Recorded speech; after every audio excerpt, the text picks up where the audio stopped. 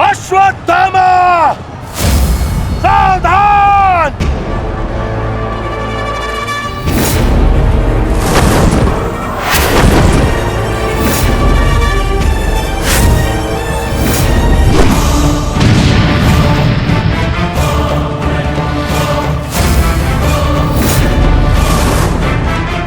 दूसरों की चिता के लिए सजाई गई लकड़ी कभी कभी स्वयं को भी जला देती है धृष्टद्युम्न। अर्जुन, अंगराज कर्ण अश्वत्थामा की रक्षा के लिए शमशान व्यू में आ चुका है।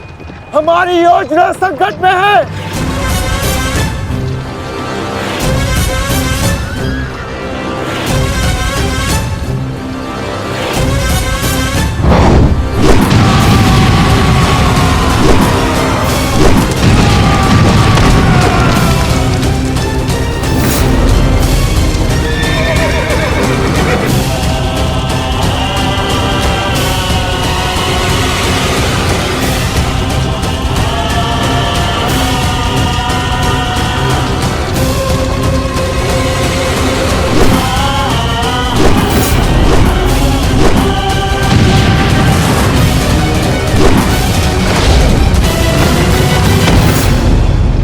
अश्वत्थामा!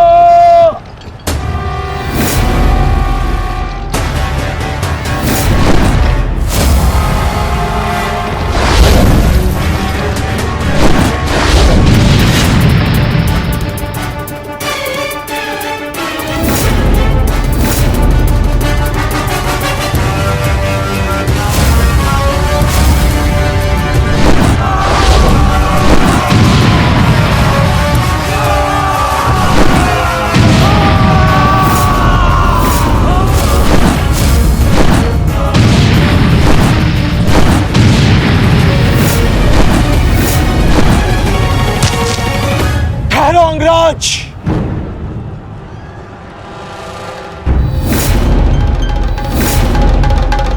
स्मरण है ना कि हमारा द्वंद्व का निर्णय आना अभी शेष है।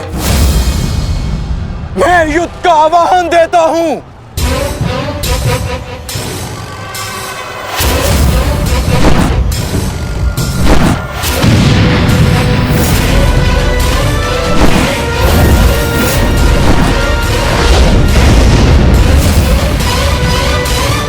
सावधान द्रुपद!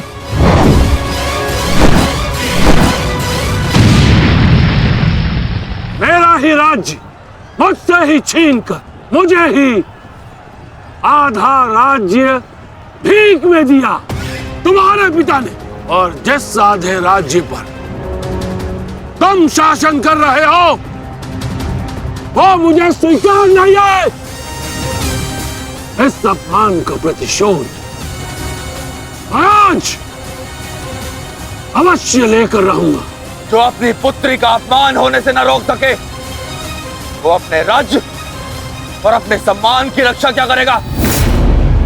तुम उस विषधर के समान हो जिसके विषदंत टूट चुके हैं। मेरी बात मानो और समर्पण कर दो, तुम्हारे प्राण बचे रहेंगे। प्राण तो अब तेरे नहीं बचेंगे।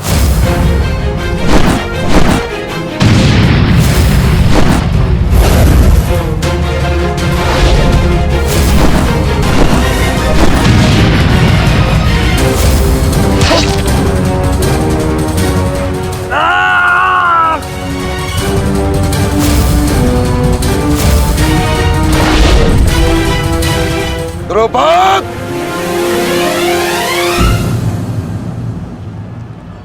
तुम्हारी शत्रुता केवल मेरे साथ है, उसका प्रतिकार तुम मेरे पुत्र से मत लो, अन्यथा अनर्थ हो जाएगा। तुम्हारी गुरु दक्षिणा में मिला हुआ मेरा आधा राज्य तुमने अपने पुत्र को दिया, तो तुम्हारी शत्रुता का मूल्य भी तुम्हारे पुत्र को ही चुकाना होगा। सावधान!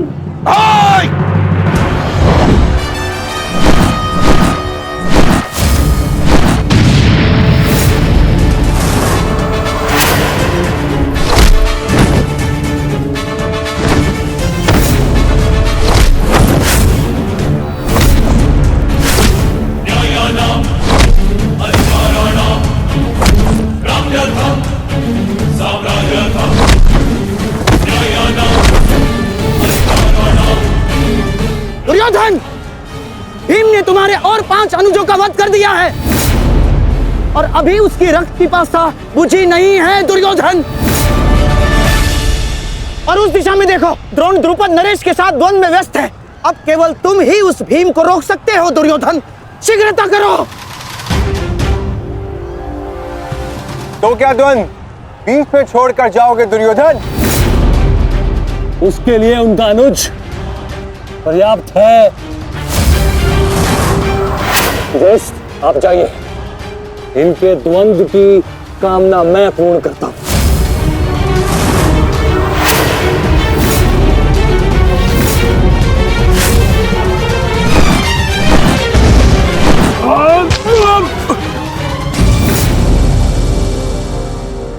बार बार मुझे छोड़कर मेरे पिता पर वीरता क्यों दिखाते हो आचार्य? मुझसे द्वंद्व करो, मेरे जीवन का एक ही उद्देश्य है और वो है मेरे हाथों आपका वध।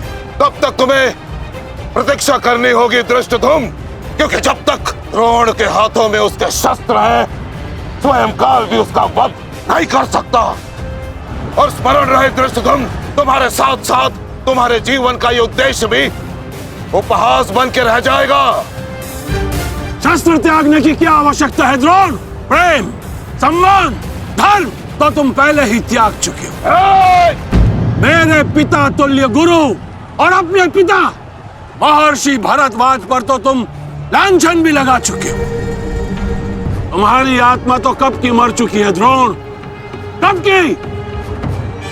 अब केवल यह शरीर है, इसे त्यागने का समय आ गया है और वो समय अभी है। सावधान द्रुपद!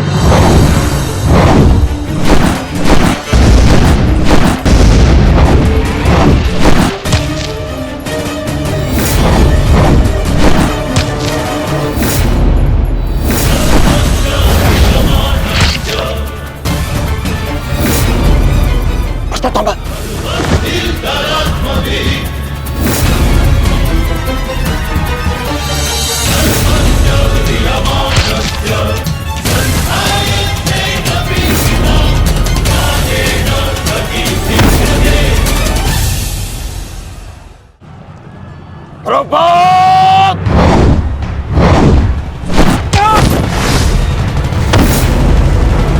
पिताश्री!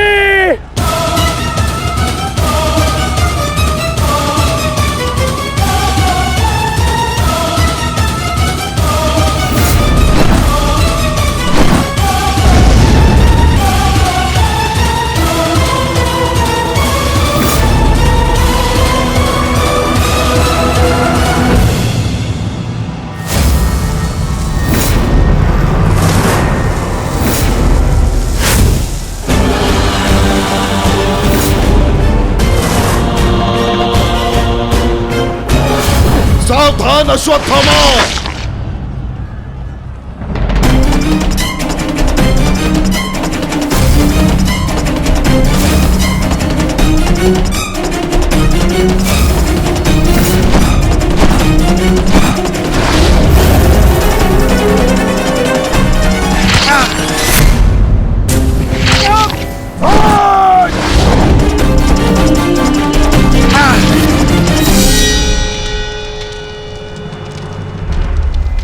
पिताश्री!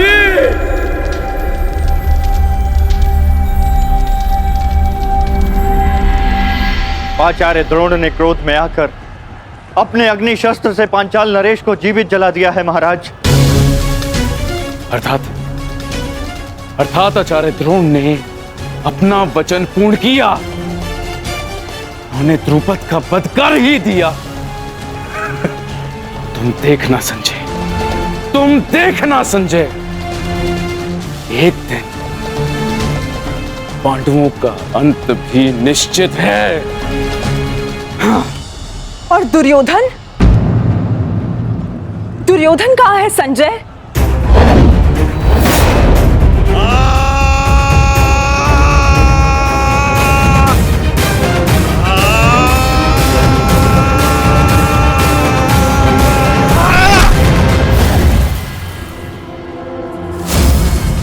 तुम्हें ज्ञात भी है, अब तक तुम्हारे 55 अनुजों का रक्त मैं अपनी गदा को पिला चुका हूं।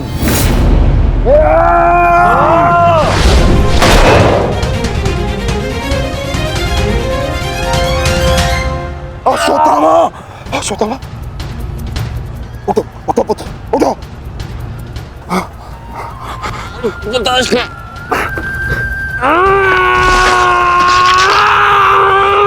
पुत्र पुत्र पुत्र, तुम बहुत अधिक चोटिल हो गए हो। तुम एक काम करो, तुम शिविर में जाओ, जाओ।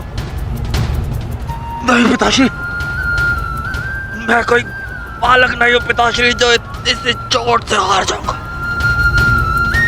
एक योद्धा रणभूमि छोड़कर नहीं जाता पिताश्री। मेरी बात मानो, तुम्हें बहुत आवश्यक है वहां जाना। जाओ शिविर में जाओ, जाओ पुत्र, मेरी बात मान लो, जाओ जाओ पुत्र। अनर्थ कर दिया तुमने द्रोण। मुझे मेरे पिता की मुखाग्नि देने का अवसर भी नहीं दिया। अब तुम्हें आर्य भी मेरे हाथों से नहीं बचा सकते।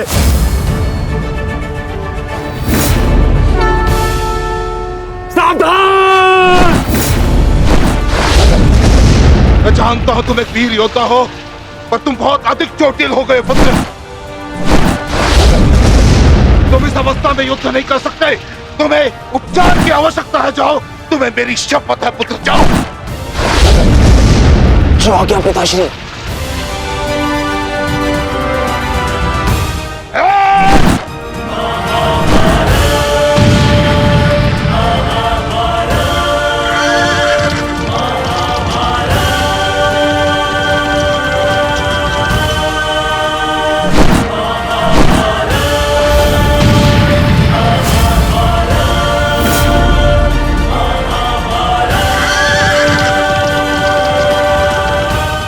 अश्वत्थामा जा रहा है पार्थ। भीम और युधिष्ठिर को संकेत भेजो।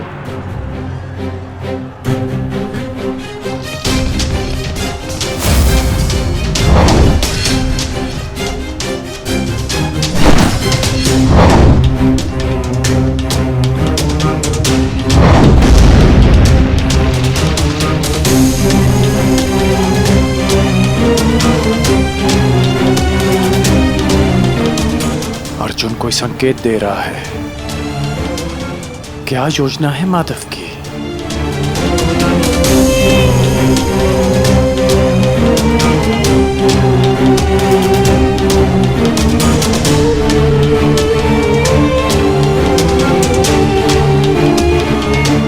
जाना तो नहीं चाहता, परंतु माधव का संकेत है। मुझे जाना होगा। प्रतीत होता है तुम्हारे जीवन के कुछ प्रहर अभी शेष है।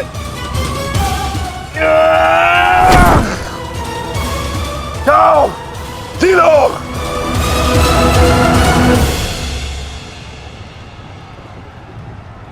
सारथी, आगे बढ़ो।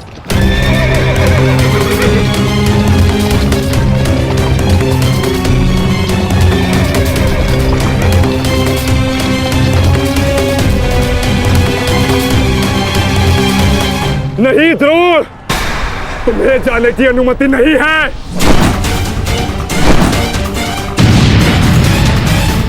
कर्ण, अश्वत्थामा की सहायता करो। वो बहुत अधिक जख्मी है और भीम उसके पीछे है। जाओ।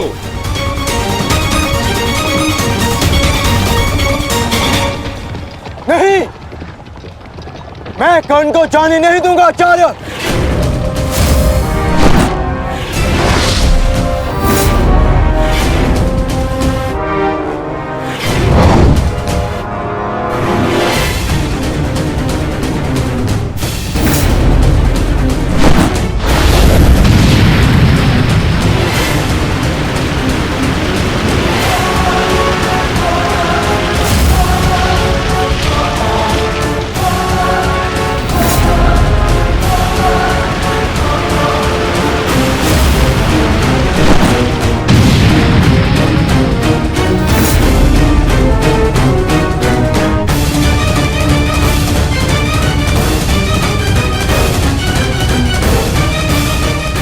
स्मरण रहे पार्थ, यदि कर्ण अश्वत्थामा की सहायता के लिए वहां पहुंच गया तो हमारी योजना विफल हो जाएगी।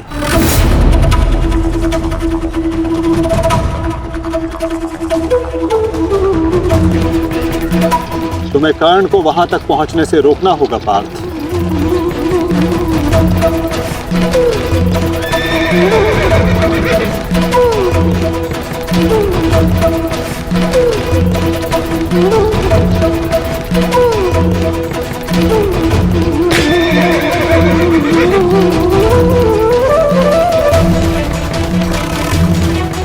हमें केवल अश्वत्थामा के साथ बने रहना है। उसे किसी भी परिस्थिति में अकेला नहीं छोड़ना है। सत्यसेन, शीघ्रता करो।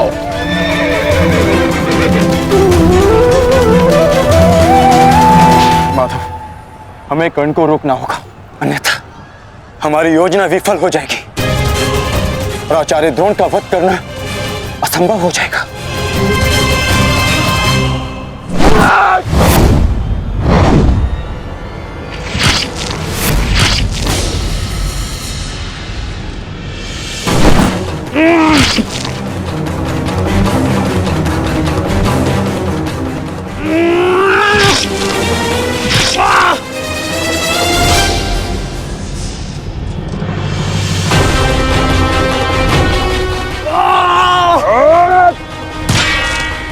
अभी भी समय है, लौट जाओ।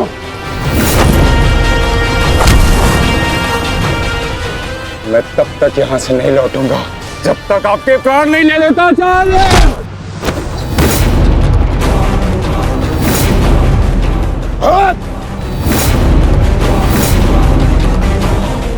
कहा था मैंने कि मैं पिता और पुत्र का वध एक दिन में नहीं करना चाहता, परंतु तुमने मुझे विवश कर दिया।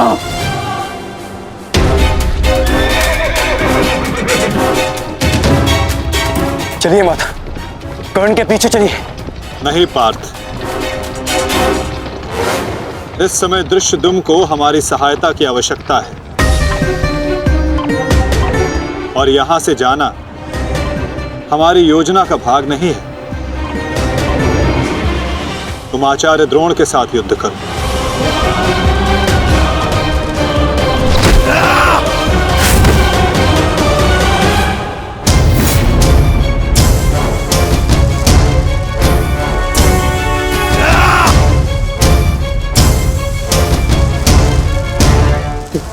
दूर हटो, मैंने कहा दूर हटो, मैंने तब परिणाम ठीक नहीं होगा।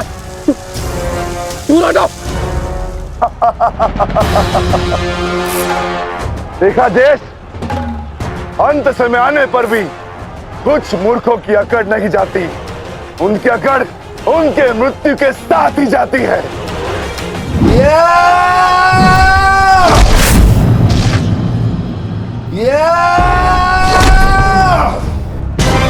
अश्वत्थामा! अब तुम्हारा अंत आ गया अश्वत्थामा। अश्वत्थामा!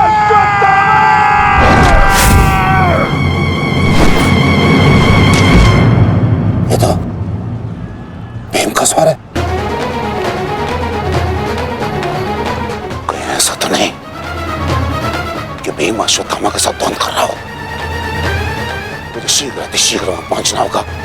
भीम की गर्जना का आशय आप भी समझते हैं आचार्य कि ये द्वंद्व समाप्त हो गया है और इस द्वंद्व के समाप्त होने से प्रतीत होता है कि अश्वत्थामा का वध हो चुका है आचार्य।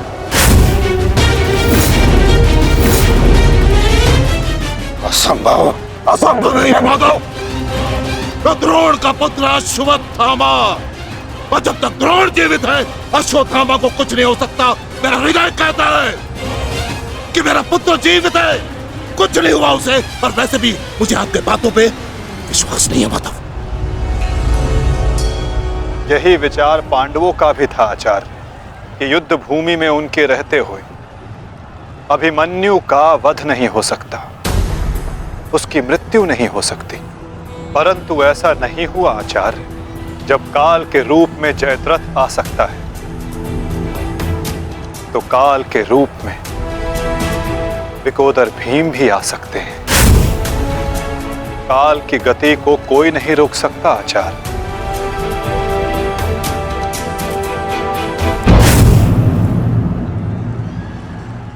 सावधान भीम!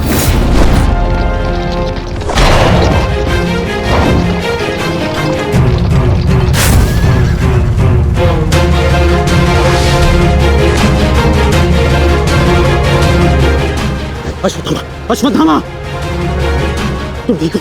तुम ठीक हो? हाँ अंगराज।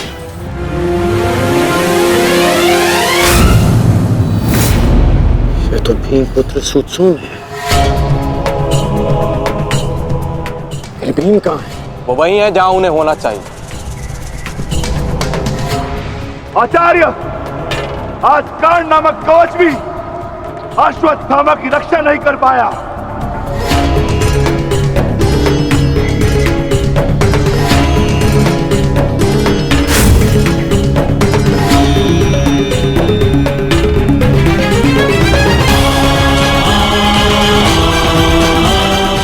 ये पांडवों की योजना है, मुझे आचार्य द्रोण से दूर रखने के लिए। अंगराज, आप कहना क्या चाहते हैं? क्या कहना चाहते हैं अंगराज? आज पांडवों का लक्ष्य तुम नहीं, आचार्य द्रोण है।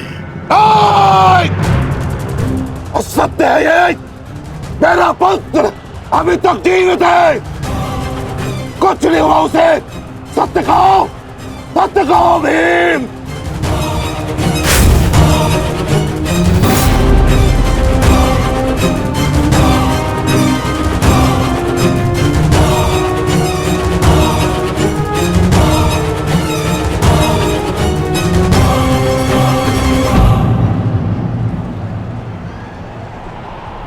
धर्मराज, मैं तुमसे सुनना चाहता हूं, ये सत्य क्या है? कह दो कि मेरा पुत्र जीवित है। तुम्हारा उपयोग केवल मेरा ध्यान भटकाने के लिए था। मुझे इस बात का आभास क्यों नहीं हुआ? आचार्य द्रोण के प्राण संकट में है। चलो अश्वत्थामा, चलो। सत्य कह दो कि आज भी मेरा पुत्र जीवित है। कुछ नहीं हुआ उसे। कोई उसका वध नहीं कर सकता। कहता एक बार। युद्ध भूमि में तुम्हारा विकोदर भीम के साथ रहना अनिवार्य है युधिष्ठिर, क्योंकि आचार्य द्रोण जानते हैं कि विकोदर भीम असत्य बोल सकते हैं,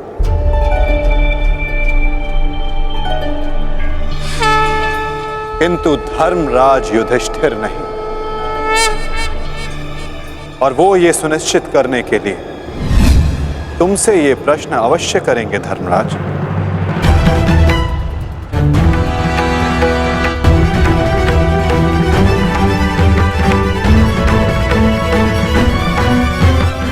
आप मेरे शत्रु हैं आचार्य, कौरवों के सेनापति।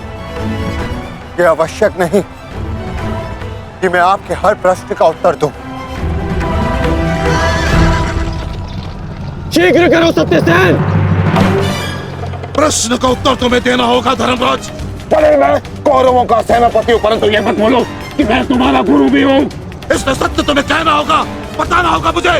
मेरा पुत्र जीवित है और यही सत्य है, मुझे पता है। श्रेष्ठ, बता दीजिए आचार्य द्रोण को सत्य क्या है? अधर्म को उसके घर में पराजित करने के लिए अधर्म की चौखट पार करनी ही पड़ती है युधिष्ठिर। ये सत्य है आचार्य द्रोण कि भीम ने अश्वत्थामा का वध कर दिया।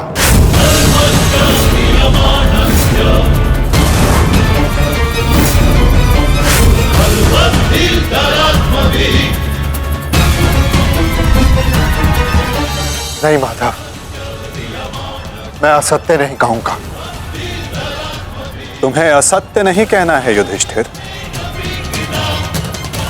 विकोदर भीम अश्वत्थामा नामक हाथी का वध करेंगे।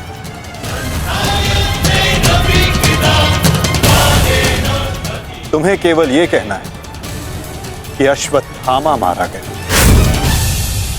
इससे ना तुम्हारा धर्म टूटेगा और हमारी योजना भी सफल हो जाएगी।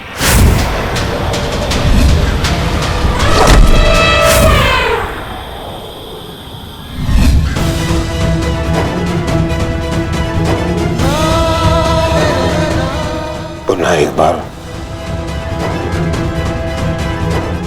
कह दो धर्मराज कि ये सत्य है।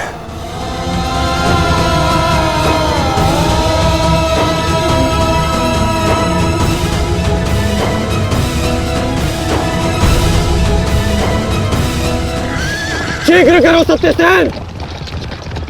आपने बिल्कुल सही सुना आचार्य द्रोण।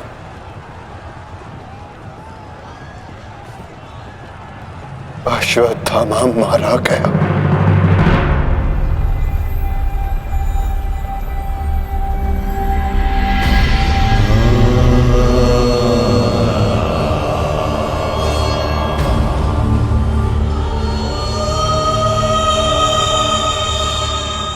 परंतु वो एक मनुष्य नहीं, एक हाथी था।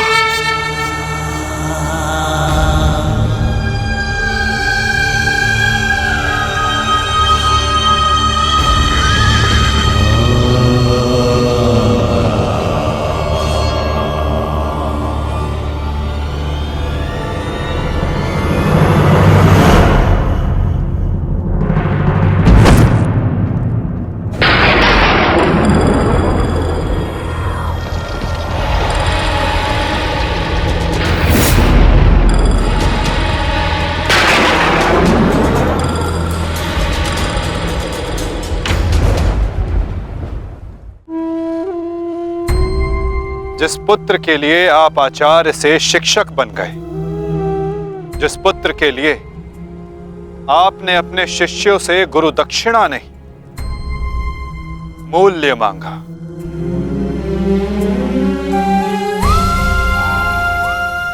और उसी पुत्र के कारण आप एक एक करके अधर्म की सीढ़ियां चढ़ते चले गए आचार्य। मनुष्य प्रेम में उत्थान करता है, परंतु मोह में केवल उसका पतन होता है आचार्य। आप जिसे पुत्र प्रेम समझते रहे वो पुत्र प्रेम नहीं, पुत्र मोह था आचार्य, और वही आपके पतन का कारण भी।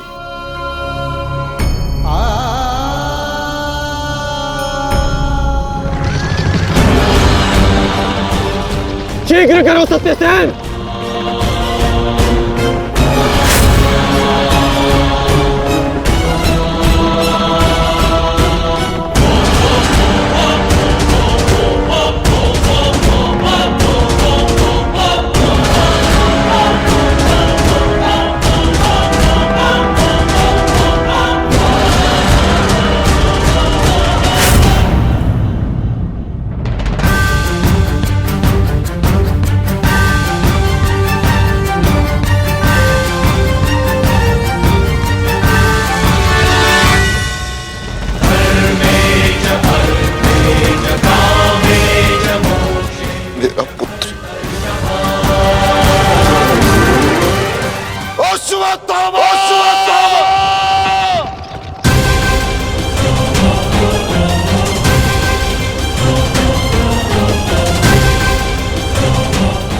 आपके साथ छल हुआ है आचार्य।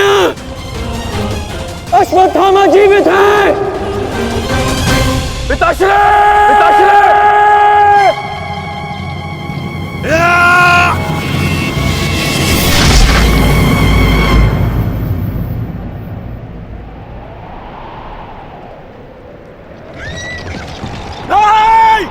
आचार्य!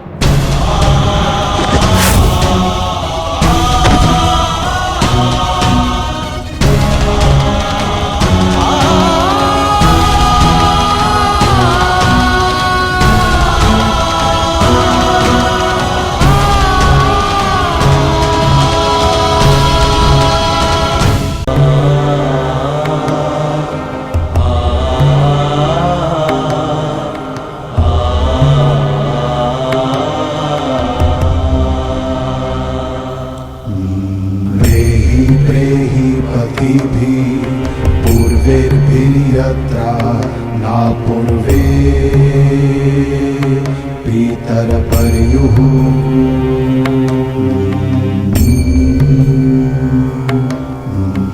उभराजना स्वधया मदन्तायमं पश्यासि वरुणं च दिवम्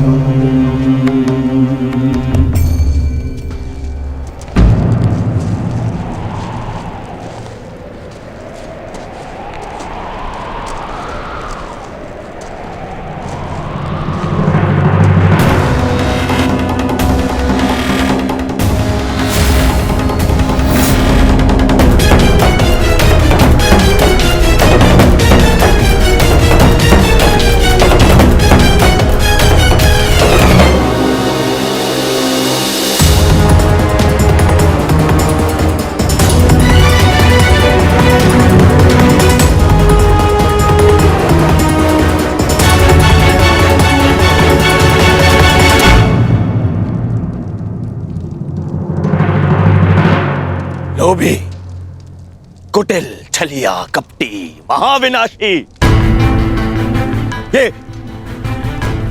ये सारी उपाधि इस दुर्योधन की थी। परंतु आज युधिष्ठिर तुमने मुझसे ये सारी उपाधियां छीन ली और अपनी बना ली। आज तुम इन सारी उपाधियों के सम्राट बन गए।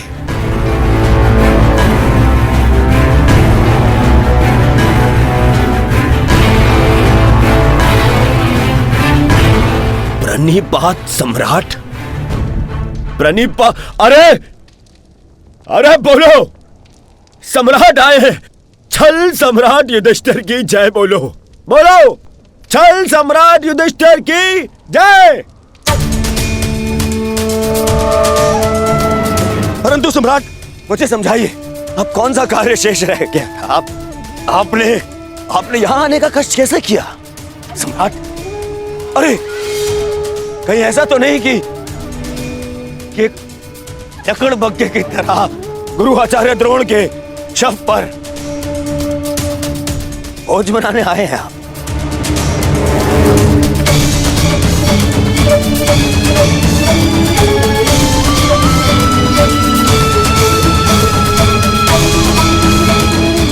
भोज मनाने आए?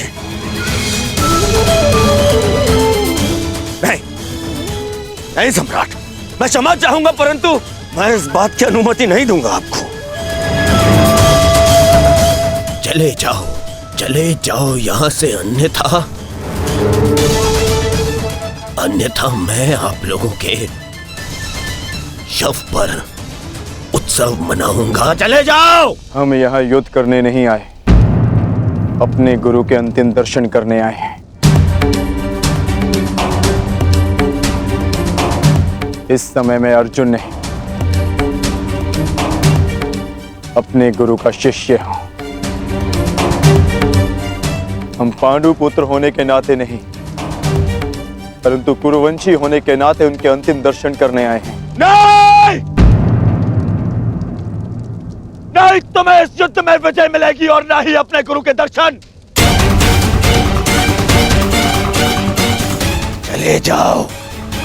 चले जाओ यहां से, अन्यथा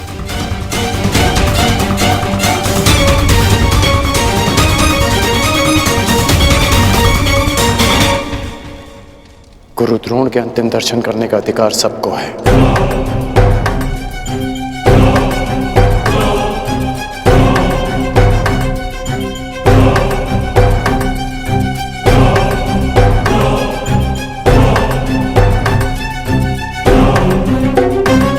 बहुत बड़ी गुरु दक्षिणा दी आपने अपने गुरु को, छल से मृत्यु दी तुमने अपने गुरु को। उन्होंने अनेकों दिव्यास्त्र सिखाए तुम सबको, परंतु विश्वासघात नामक अस्त्र का कोई उत्तर नहीं था उनके पास। धर्मराज, क्या उत्तर है आपके पास आपके छल का?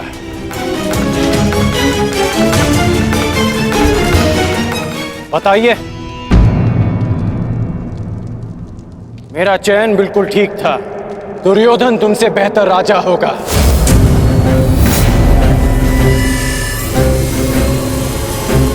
दुर्योधन की अनीतियों पर मैं क्रोधित हूं, परंतु तुम्हारी अनीतियों पर मुझे घृणा आती है।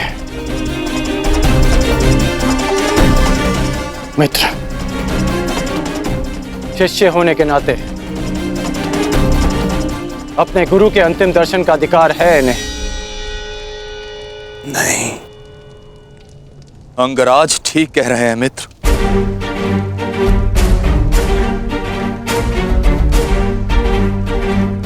इन्हें अधिकार है। मेरे पिता ने जितना प्रेम अपने पुत्र को दिया, उतना किंचित अधिक इन पांडु पुत्रों को दिया।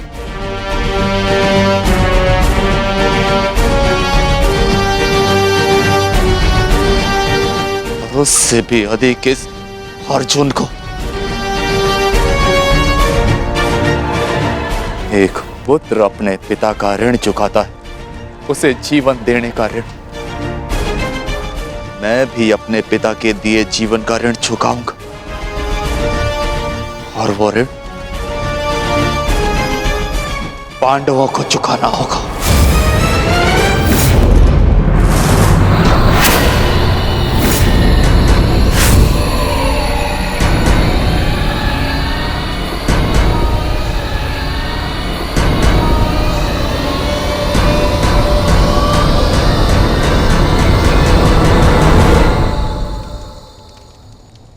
पापियों और दैत्यों की भांति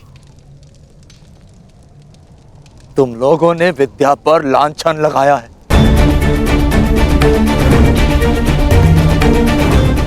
ज्ञान का नाश किया है तुम लोगों ने, नाश। धिक्कार, धिक्कार है तुम लोगों पर।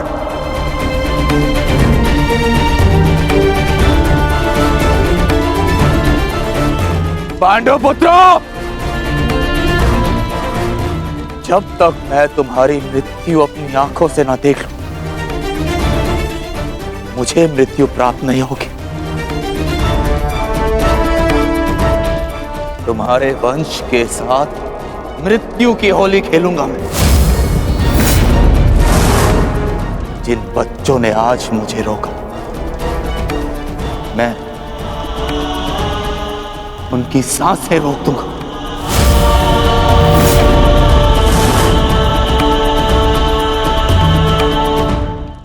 जिन बच्चों ने आज मुझे रोका,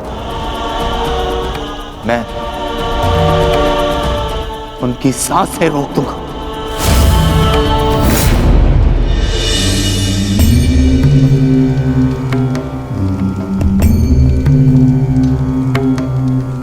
प्रेहि प्रेहि पतिभिः पूर्वैर्भिर्यत्र न पूर्वे पितरपर्युः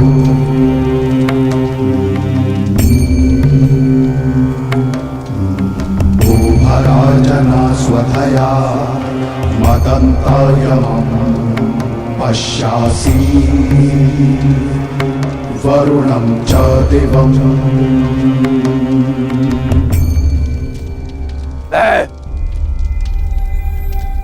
द्रोण पुत्र अश्वत्थामा, ये प्रण लेता हूं कि तुम्हारे संपूर्ण वंश को नष्ट कर दूंगा, नष्ट कर दूंगा, नष्ट कर दूंगा, नष्ट कर दूंगा, नष्ट कर दूंगा, नष्ट कर दूंगा।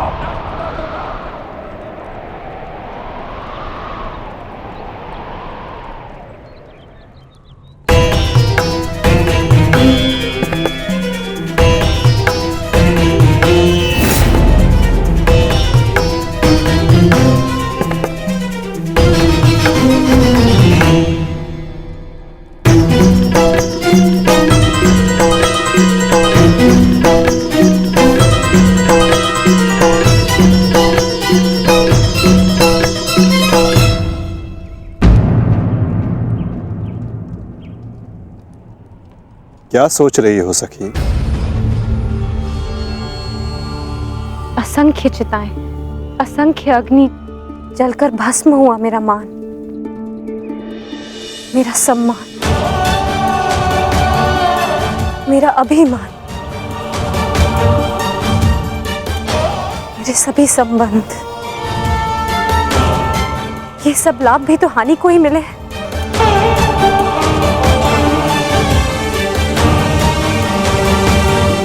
वो देखिए माधव,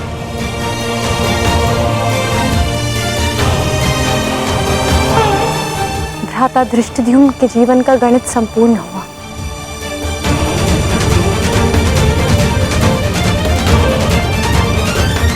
अब उनके जीवन का न्यून लाभ है। इस जटिल गणित में न केवल हानि और लाभ है सखी, इस गणित के अनेकों कोण भी हैं। उधर देखो, तुम्हारी पुत्र वधू खड़ी है।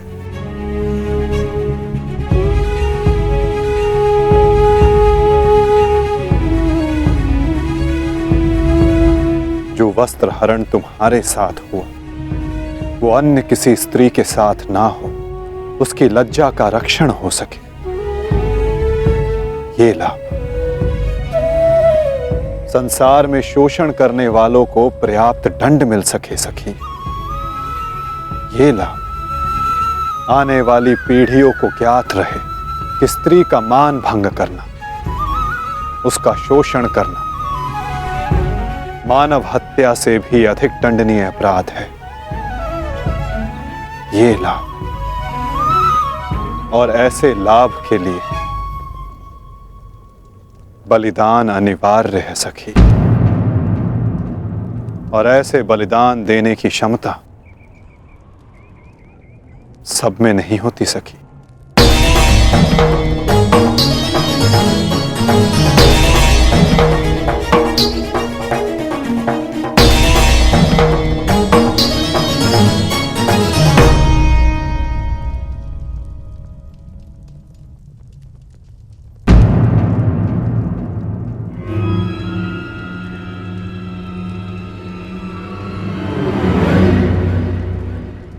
सुप्रिया का संदेश आया है भगत ग्राम से।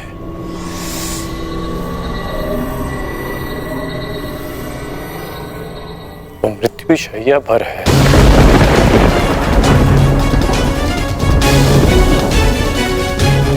इसमें लिखा है कि उसके पास अधिक समय नहीं बचा। हमें शीघ्र अतिशीघ्र उसके पास पहुंचना होगा कर्ण। उसे तुम्हारी आवश्यकता है। हाँ, अंगराज,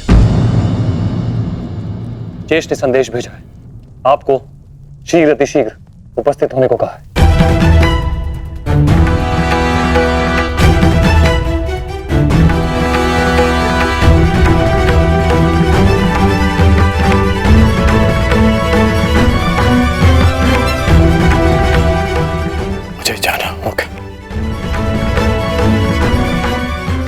दुर्योधन के पास जाना होगा।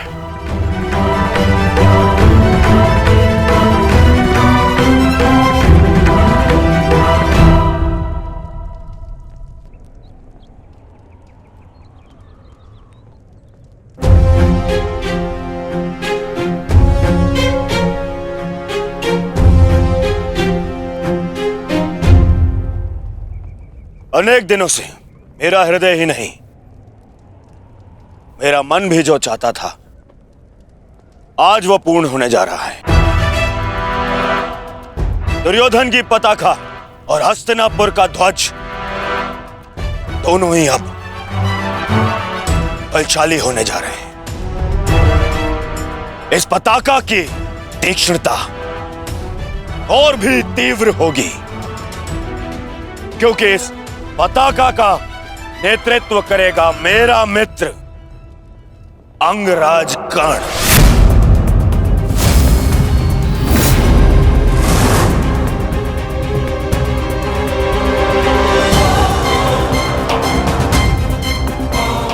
मित्र, आज से मैं निश्चिंत हो गया। मुझे पूर्ण विश्वास है कि तुम्हारे नेतृत्व में इस युद्ध में विजय हमारी ही होगी। आज से हमारी सेना के सेनापति हो तुम।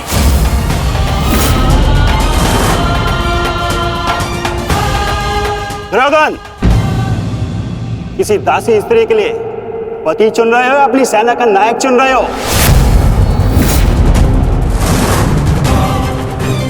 एक नीची जाति के व्यक्ति को तुम हमारे सर पे थोप नहीं सकते। किसी सारथी का पुत्र तुम्हारे उपकारों के बीच पे बना राजा मैं नहीं मानता कि ये सेनापति बन सकता है, क्योंकि पलतरन पैरों में शोभा देते हैं, ना कि मस्तक पर। मेरे होने वाले सम्राट,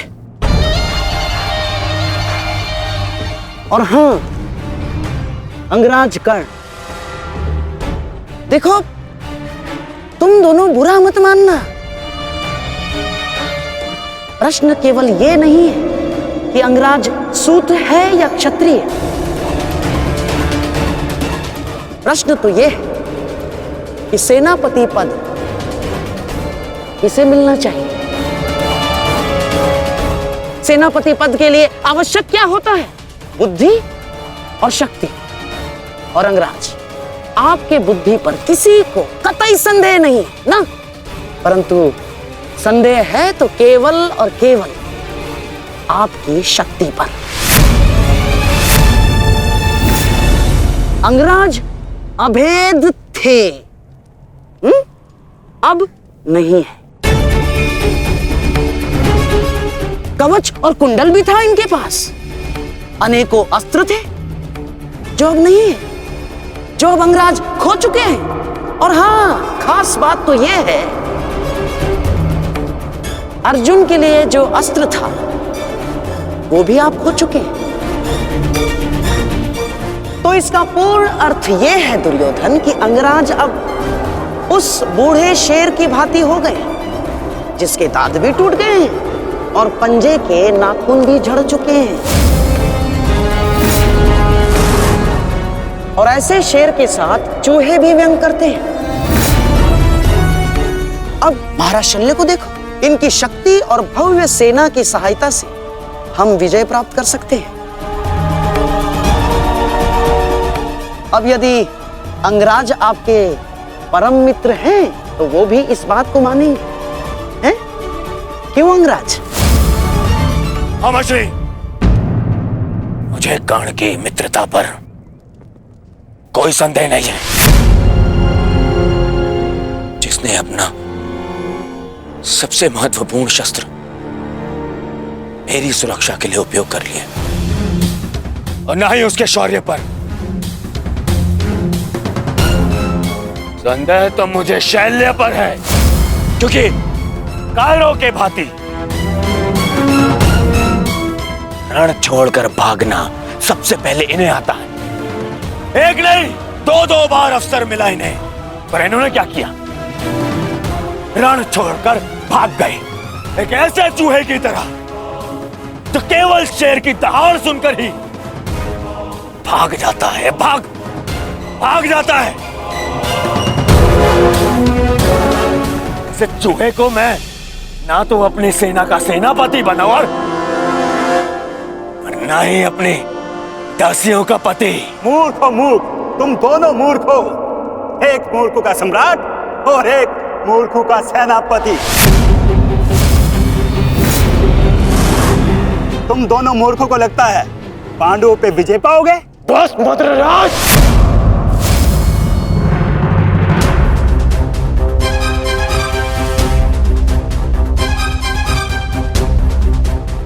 मैं भले ही छोटी जाति का हूं, परंतु तुम्हारे कार्य और तुम्हारी जीवा मुझसे भी निचली जाति के हैं। तुम्हें मेरे माता पिता का ऋणी होना चाहिए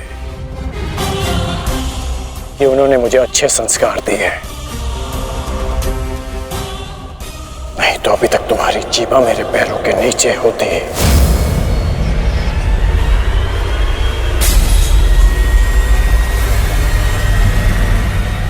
अब एक और शब्द अपनी जीभा से निकाला तो मैं अपने सारे संस्कार भूल जाऊंगा और ये भी भूल जाऊंगा कि हम दोनों एक ही पक्ष में हैं।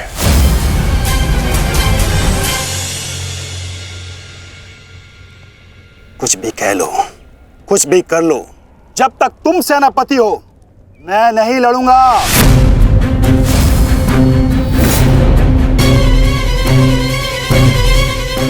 कायर एक पीठ दिखाकर भाग रहा है। भूल गया अपने वचन, अपने प्राण कि भेज दूं तुम्हारे राज्य में यह संदेश कि उनका राजा न केवल भगोड़ा है पर अपने वचन भी नहीं निभाता।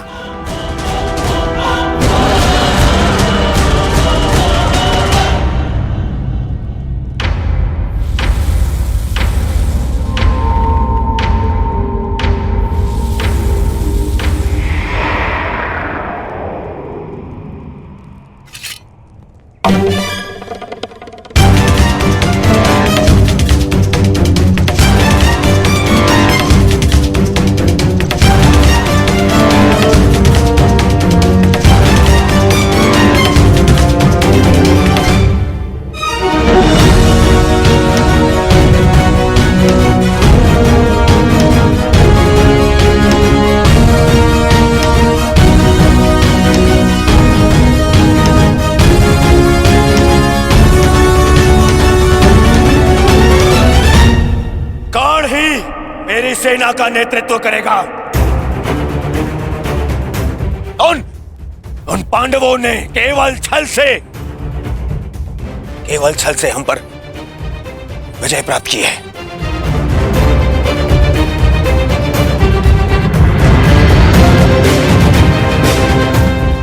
कर्ण मेरा कवच है, मेरा विश्वास है।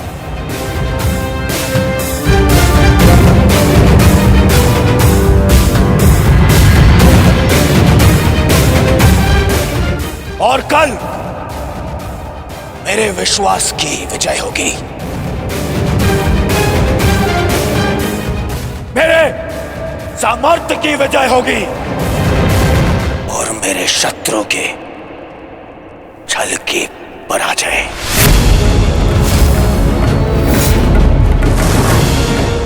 अंगराज कर्ण की, अंगराज कर्ण की, सर सेनापति की, सर सेनापति की।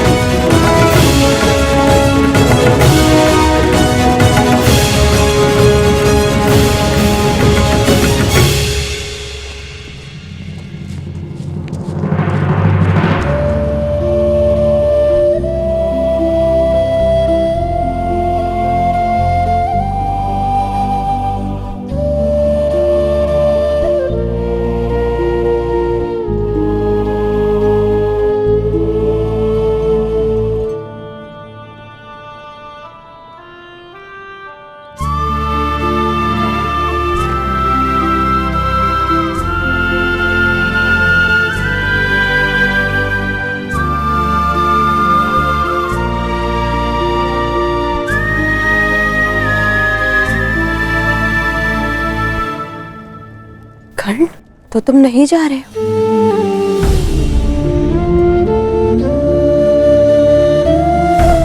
कर्तव्य का बंधन अपनों के बंधन से बड़ा होता है वृषाली। मेरे परिवार के लिए मैं अनेकों परिवारों का विश्वास नहीं तोड़ सकता। सेनापति का कार्य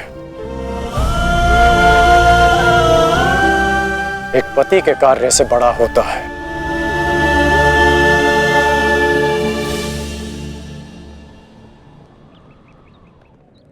दुर्योधन को, इस सेना को मेरी आवश्यकता है। मैं अपने कर्तव्य से पीछे नहीं हट सकता।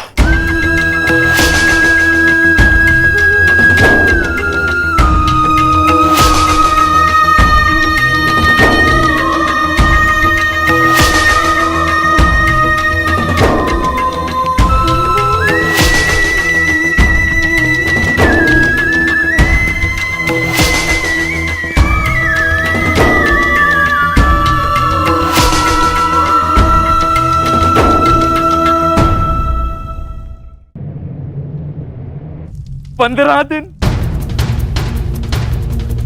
मात्र 15 दिन पूर्ण हुए हैं इस युद्ध के संजय, और इन 15 दिनों में मैंने अपनी सारी शक्ति, सारे सहारे खो दिए हैं। ताचरी शरशैया पर आचार्य द्रोण की निर्दयता से हत्या कर दी गई, और मैंने अपने 90 पुत्रों को खोया है। अब और क्या खोना शेष है? क्या मैं अपने 10 पुत्रों को भी खो दूंगा? जब मेरा कुरुवंश ही समाप्त हो जाएगा, जब मेरा पिंड दान करने के लिए कोई नहीं रहेगा, तो क्या लाभ ऐसे विजय का, और क्या हानि ऐसे पराजय से? ये कैसा अकाल आया है संजय, जिसने मेरे कुरुवंश के वृक्ष की सारी शाखाओं को सुखाकर रख दिया। किस काम की? इस प्रकार से अपनी आशा को मत खोइए महाराज। युद्ध अभी शेष है, और अंगराज कर्ण ने आज ही सेनापति का पद संभाला है महाराज।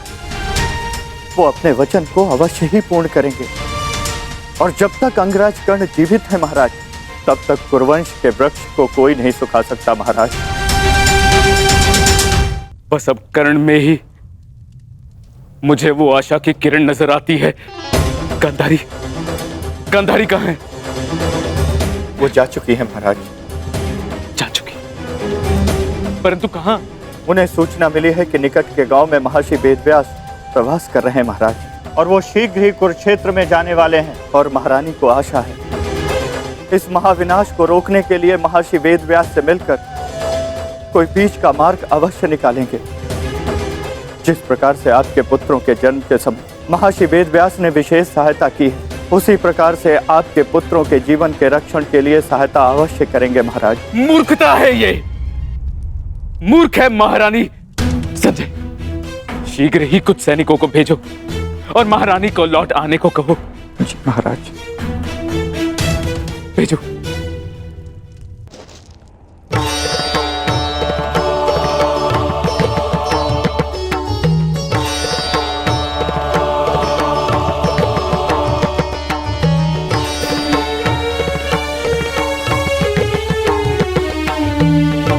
माधव, आप विश्राम कर लीजिए। सूर्य उदय होने में केवल एक प्रहर शेष है। मुझे ज्ञात है पार्थ, और आज का ये सूर्य उदय न केवल अपने साथ प्रकाश या सूर्य की किरणें लाएगा, आज का ये सूर्य उदय अपने साथ एक परीक्षा भी लाएगा पार्थ।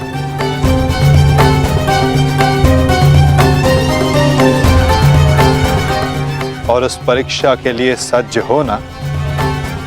आपका तात्पर्य?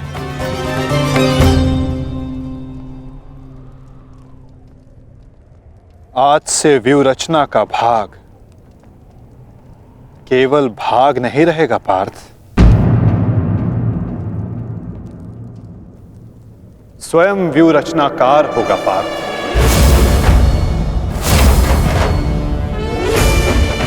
केवल आक्रमण की घोषणा होने पर वो युद्ध भूमि में आगे नहीं बढ़ेगा। समस्त कौरव सेना युद्ध भूमि में आगे बढ़ेगी पार्थ। अब अंगराज कर्ण आज्ञा लेंगे नहीं, वो आज्ञा देंगे पार्थ।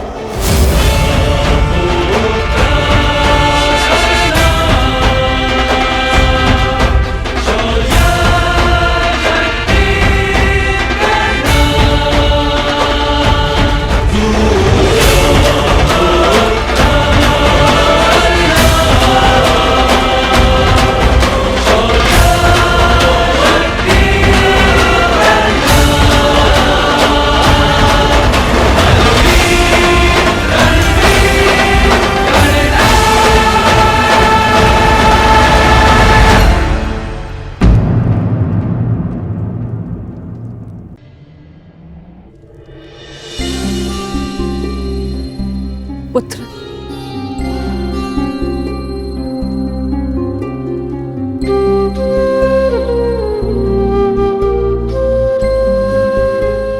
प्रणिपात राजमाता, आदेश कीजिए कि ये राधे आपकी कैसे सहायता कर सकता है। अब तुम केवल राधे नहीं, कौरव सेना के सर सेनापति भी हो। तुम्हारा वचन सुनिश्चित कराने आई हूं कि सेनापति के मुकुट के भार के नीचे कहीं वो वचन न दब जाए जो राधे ने दिया था। मैं वचन देता हूं कि अर्जुन के अतिरिक्त आपके किसी पुत्र का वध नहीं करूंगा मैं। तो क्या जन्मदात्री को संदेह है कि कर्ण अपना वचन निभाएगा या नहीं? मुझे उस वचन की पूर्ति पर कोई संदेह नहीं है जो तुमने मुझे दिया है। मैं वो वचन स्मरण कराने आई हूं जो वचन तुमने अपनी पत्नी सुप्रिया को दिया था। एक पति ने अपनी पत्नी को दिया था कि आवश्यकता के समय पर वो हर समय उसके पास उपस्थित रहेगा। सुप्रिया को तुम्हारी आवश्यकता है कर्ण।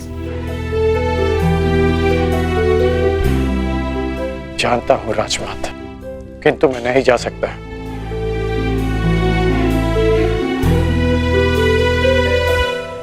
क्योंकि अब मैं युद्ध में सम्मिलित केवल एक योद्धा नहीं, अब मैं कौरव सेना का सर सेनापति हूं। अब युद्ध समाप्त होने से पूर्व मैं केवल यमलोक जा सकता हूं। मैं जानती हूं कि तुम नहीं जा सकते, परंतु वो तो यहां आ सकती है ना। चलो मेरे साथ।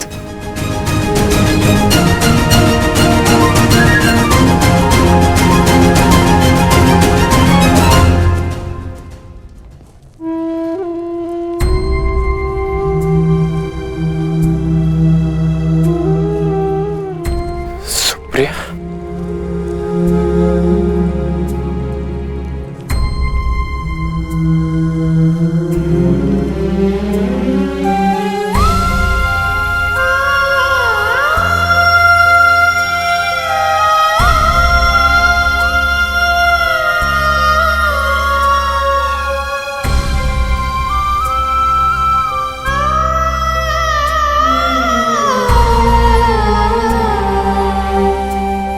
प्रणिपात आर्या।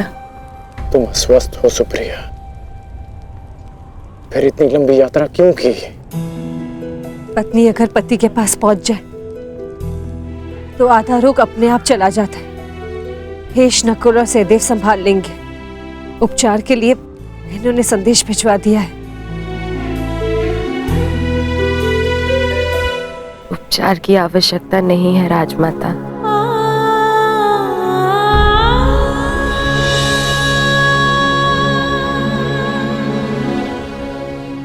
ना ही उपचार से कोई लाभ है। मेरी इच्छा थी कि मैं अपना अंतिम श्वास अपने अरदान की छांव में लूं। बस वो पूरी हो गई और मेरे मन पे एक बोझ रह गया। दुर्शोक में मैं अपने पत्नी होने का कर्तव्य नहीं निभा सकी, आपसे रुष्ट होकर चली गई। मुझे क्षमा कर दीजिए आर्य।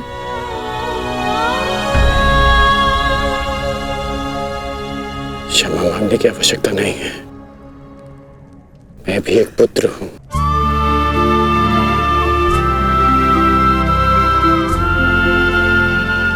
माता की वेदना समझता हूं।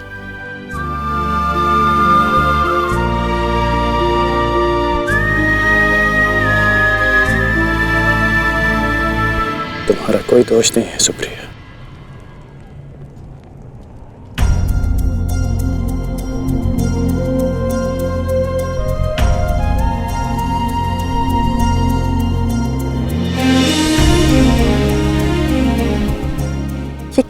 कर रही हो सुप्रिया? महारानी हो तुम अंग की। धन्यवाद उस देवी का जिसके बलिदान से मेरे जीवन का निर्माण हुआ। मुझे ज्ञात है रुशाली, आर्यकर्ण ने एक अपहरित कन्या से विवाह किया। उसके पीछे का कारण सिर्फ तुम थी। तुम दान देने के लिए वचनबद्ध होकर, सूर्य को साक्षी रखकर वचन दोकर कि तुम सुप्रिया से विवाह करोगे। दान दो अंगराज। ये सूत पुत्र राधेकर्ण वचन देता है कि मैं सुप्रिया से विवाह करूंगा।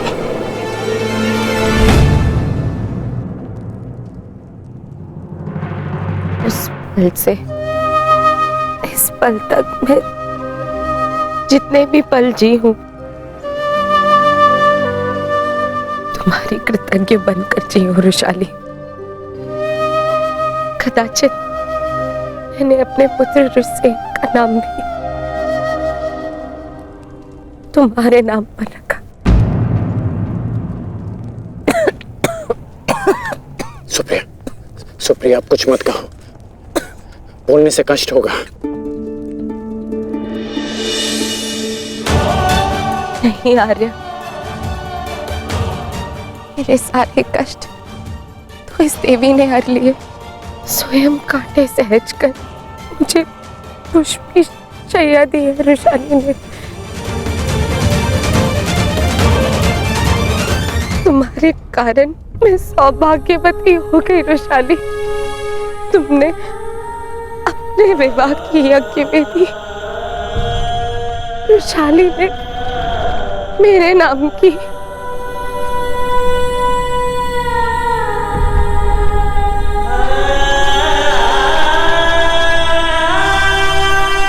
आप अपने बच्चन के लिए जाने जाते हैं ना आर्य? आपकी अर्धांगिनी होने के नाते मैं चाहती हूं कि आपका हर वचन पूरा हो, कोई भी वचन अधूरा ना रहे। आपका एक वचन है आर्य, जो मेरे कारण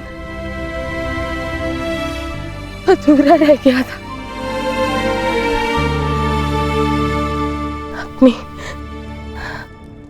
अपनी अर्धांगिनी अंतिम इच्छा पूर्ण कीजिए आर्य, ताकि मैं इस संसार से इस संतोष के साथ जा सकूं।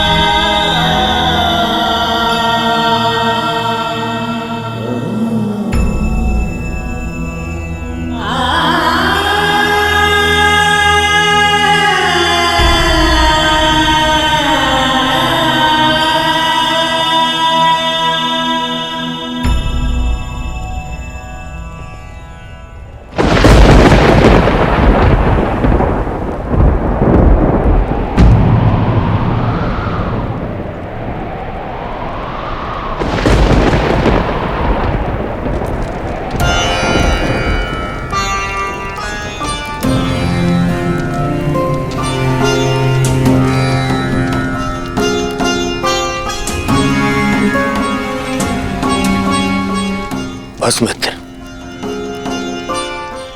बहुत हो गया, बहुत हो गया मित्र। अब सीमा समाप्त हो गई। हम दोनों की पीड़ा सह पाने की सीमा समाप्त हो गई है मित्र। अब और नहीं, अब कल अंत होगा। हमारी पीड़ा का अंत होगा। हम कल इस युद्ध का अंत करेंगे मित्र, अंत करेंगे इस युद्ध का कल ही।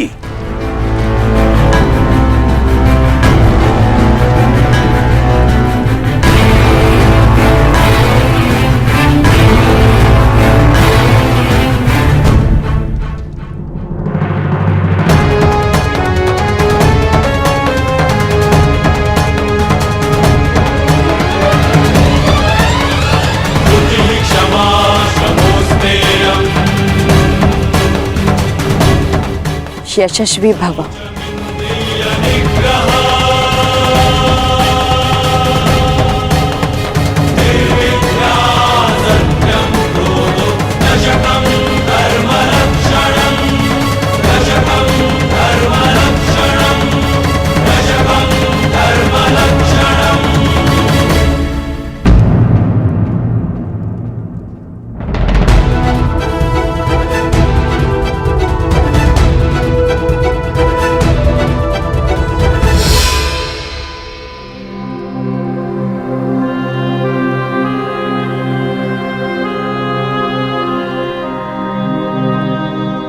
शुभम भवतु।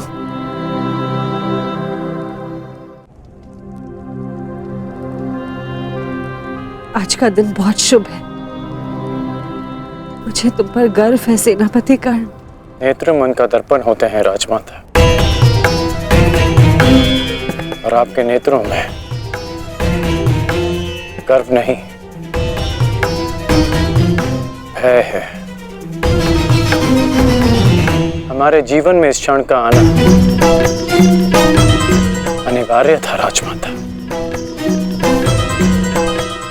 आप निश्चिंत रहिए राजमाता,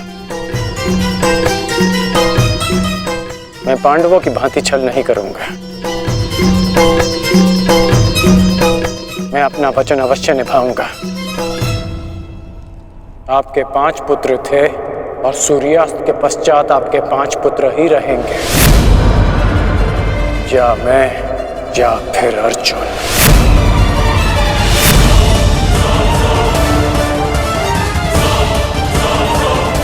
प्रणिपात राजमाता।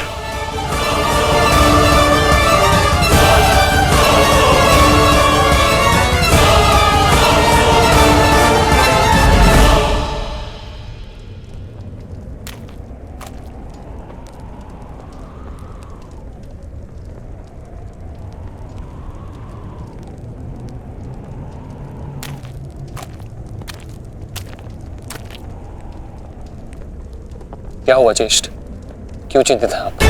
देख रहा हूं कि ये रणभूमि कैसे मेरे देखते ही देखते मेरे 90 अनुजों के रक्त को पी गई। उस अकेले भीम ने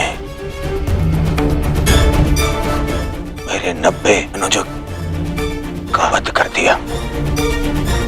मेरे इन सभी भाइयों ने मेरे लिए अपने प्राणों का बलिदान दे दिया। अपने ज्येष्ठ के आंखों के स्वप्न को पूर्ण करने के लिए उन्होंने मृत्यु की निंदा को स्वीकार कर लिया। अब बस तुम हो और मेरे शेष 8 अनुज है दुशासन।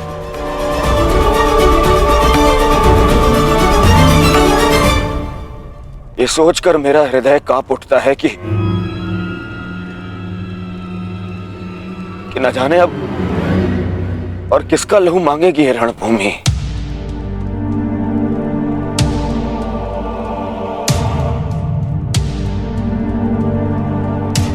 एक बात कहूं दुशासन, अब मैं तुम्हें और ना ही अपने किसी भी और अनुज को खोना चाहता हूं। अब मेरे में साहस नहीं रहा कि मैं अब अपने किसी भी और अनुज की अर्थी को कांधा दूं। मेरे में साहस नहीं है अब। किंतु आपके अनुज में साहस है ज्येष्ठ, साहस है कि वो अपने ज्येष्ठ के स्वप्न को पूरा करते करते अपनी आंखें मूंद ले। आपके लिए अपने प्राण देकर प्रसन्नता होगी मुझे, और संतोष भी कि मैंने पितृ ऋण चुकाया, क्योंकि मेरे माता पिता ने आज तक मेरा मुख नहीं देखा, और मेरे लिए आप ही मेरे पिता और आप ही मेरी माता हैं।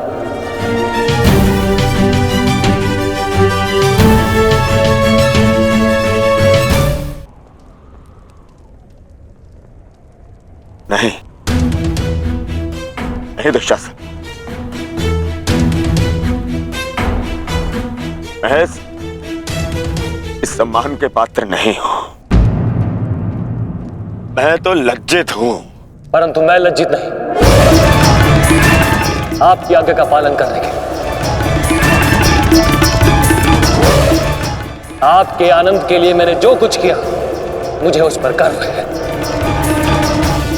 मुझे तनिक भी लज्जा नहीं कि आपके अपमान के प्रतिशोध के लिए मैंने पांचाली का वस्त्र हरण किया, और यदि मुझे ये बार बार करना पड़े तो आपके संतोष के लिए मैं निर्दयता पूर्वक उसका वस्त्र हरण करूंगा, बार बार करता रहूंगा। अपने ज्येष्ठ के लिए मरना और मारना मेरे लिए गर्व की बात है।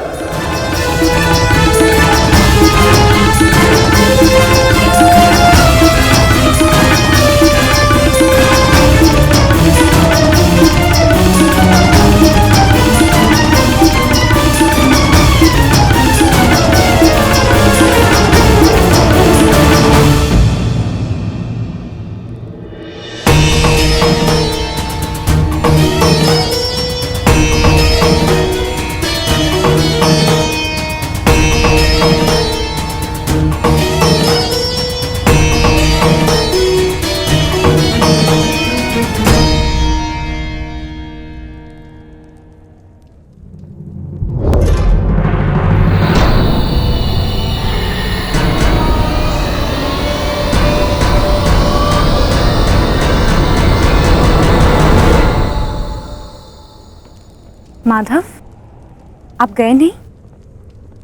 मैं उस क्षण को समीप आते हुए देखना चाहता हूं सखी। कौन सा क्षण माधव?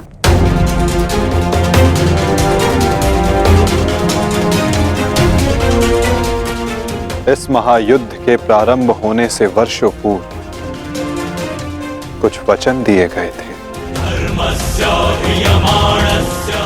कुछ प्रतिज्ञाएं ली गई थी, केश खोले गए थे, उनसे कुछ आशाएं बांधी गई थी सखी। और अब उन वचनों की पूर्ति का, उन प्रतिज्ञाओं के संपन्न होने का, उन केशों को बांधने का क्षण समीप आने को है सखी।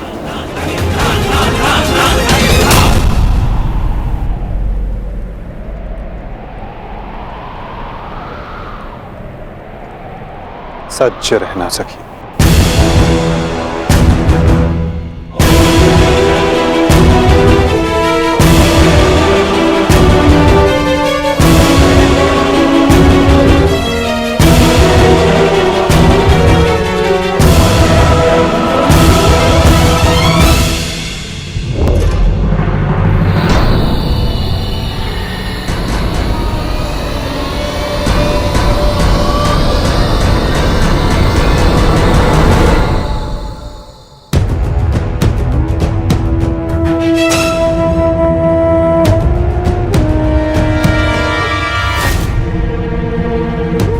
दासियों के मस्तक पर चूड़ामणि शोभा नहीं देती। मैं आपकी पुत्र वधू नहीं,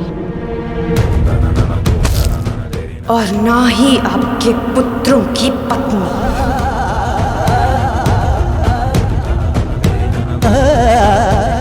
मुझे विश्वास है पांचाली, इस आने वाले युद्ध में मैं विकोदर भीम उस दुशासन की छाती फाड़कर उसके छाती के लहू से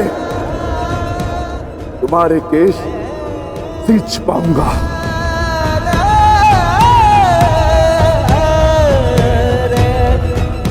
सज्ज हूं माधव, और रक्त स्नान के लिए मेरे केश भी सज्ज हैं।